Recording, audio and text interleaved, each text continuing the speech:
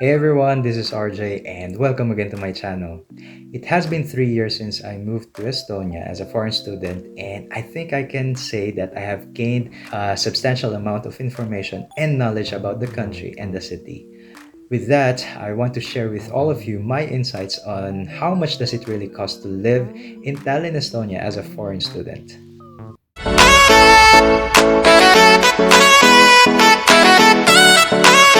When I first moved to Estonia, I have very little information about the country, and one of my greatest challenge is to know how much will my daily expenses will going to be.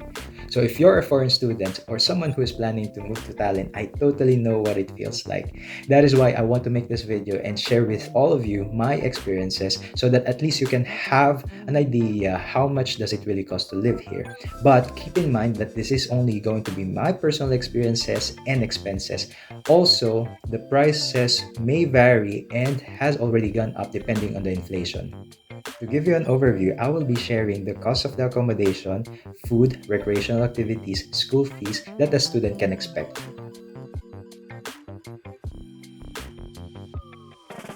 Accommodation is something that we all need, and prior to moving to Estonia, I have actually contacted a dormitory to arrange my tenancy with them. So, dormitory would cost between 100 to 150 euros depending on the location and the living situation. Most of the time, utilities and Wi Fi are included, and in my case, I used to live with two other students in a room, which is pretty crowded, I would say. So, I decided to move out for a private room. I got a room which cost about 170 euros, but the problem with that I've encountered is the utilities. Since it's an old house, the utilities ended up reaching about 150 to 170 euros per person during the winter. That is one of the factors that led me to look for an apartment. And now I'm living in a 27 square meter studio apartment near the center, which is about 15 minutes by foot to the old town.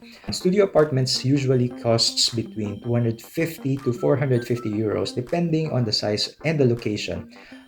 In my case, I'm paying about 380 euros for this apartment, and this is excluding the utilities, which is about 60 to 80 euros during summertime and 80 to 120 euros during winter.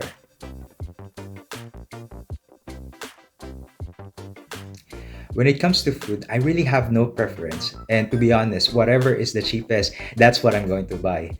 But occasionally, I do crave for some Filipino food every once in a while. But since the products are imported, they are always going to be on the pricey side. As for the basic stuff, I'm going to flash on the screen the prices that I would usually pay for that particular item. And when it comes to grocery store, there are several stores that is available here, and the biggest ones are Remy, Maxima, Silver, and Prisma. Usually, what I would do is I would buy specific items in specific stores. For example, I would buy honey, bread, peanut butter from Remy, and fruits and vegetables from Prisma because I find most of those stuffs are cheaper and fresher on the respective stores. And also, when it comes to toiletries and sale items, I find Maxima and sometimes Silver to be the go-to places.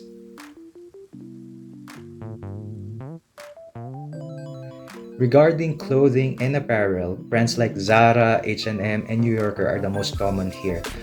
They do have seasonal sales after the change of season, and usually that is the best time to buy the items or hoard products. And to be honest, I do buy items from those stores, but I'm a big fan of secondhand items and thrift stores, and there's a lot of those here.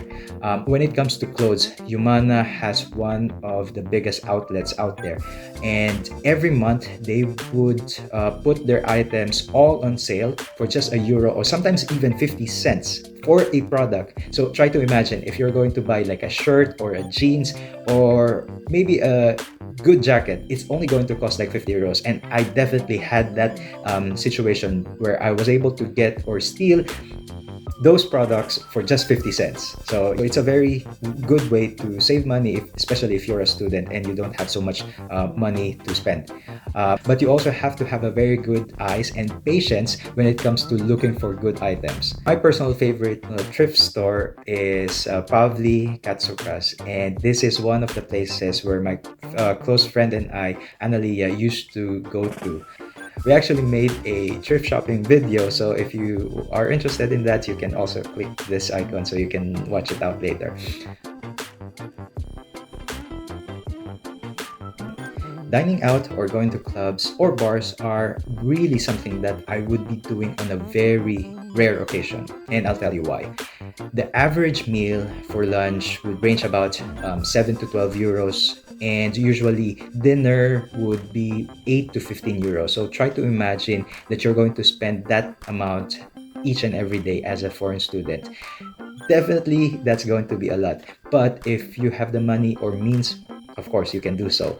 And of course, you can only expect that it can only go up depending on the restaurant. And a cup of cappuccino could range between 2 to 5 euros. And unfortunately, there's no Starbucks or Seattle's Best here. Estonia do have Revel and Caffeine as the chain of coffee shops. And also, there are low-key cafes and specialty coffees like Paper Mill.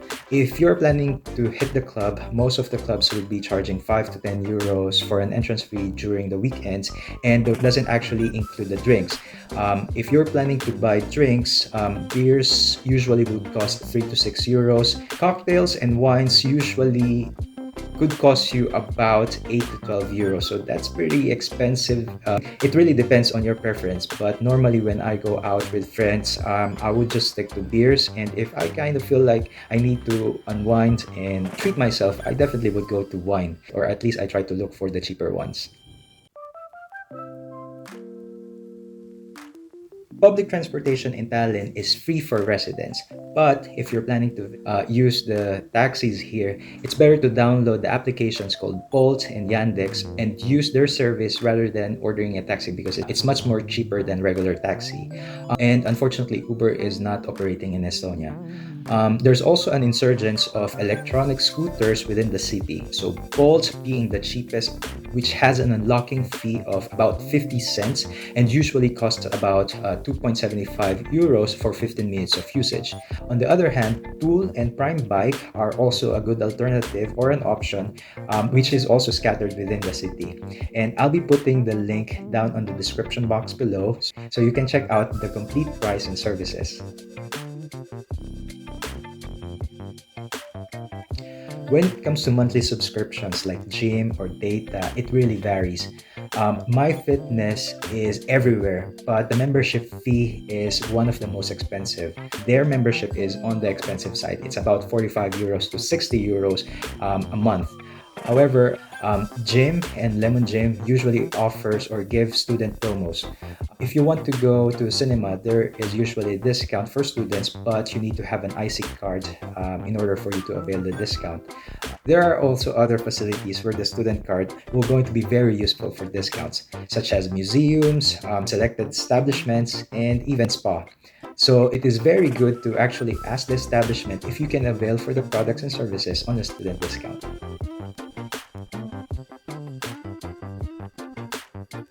And finally, this video will not going to be complete without discussing the school fees.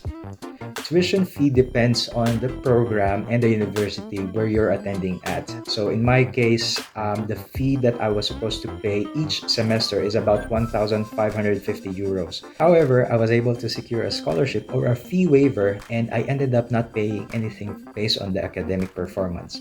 Although not all universities and programs will going to have the same approach when it comes to our fee reduction scheme, it is important to check if you are qualified or if you can apply for other scholarship programs, may it be in the university or in the government. I hope this video can serve as a guide and give you an idea of the cost of living here in Tallinn. You can also use this reference to help you prepare and build the type of lifestyle you're planning to have once you move here as a foreign student.